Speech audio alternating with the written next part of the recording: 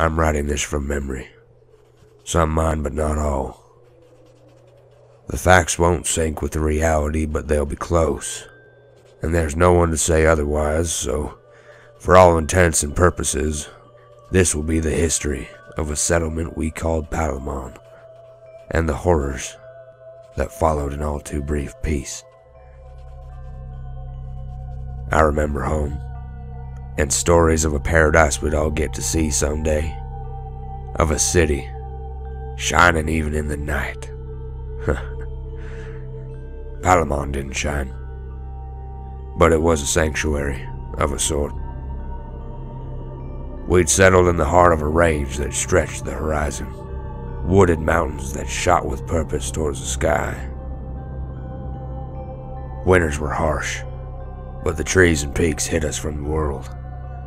We talked about moving on sometimes, striking out for the city, but it was just a longing. Drifters came and went. On occasion they'd stay, but rarely.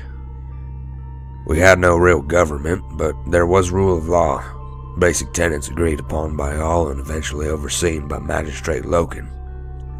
And there you have it. No government until there was. I was young, so I barely understood.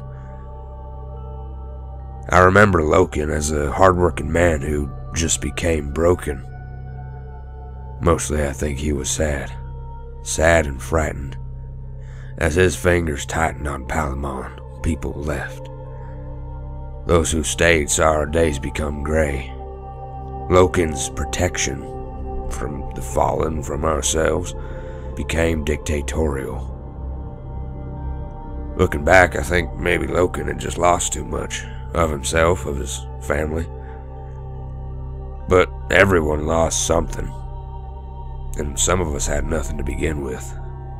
My only memory of my parents is a haze, like a daydream, and a small light, like the spark of their souls. Not really anything I dwell on. They left me early, taken by dregs.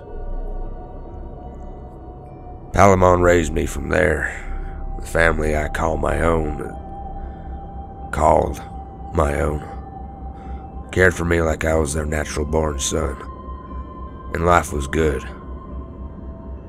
Being the only life I knew, my judgment is skewed, and it wasn't easy, being pocked by loss as it was, but I would call it good. Until, of course, it wasn't. Until two men entered my world. One, a light. The other, the darkest shadow I would ever know.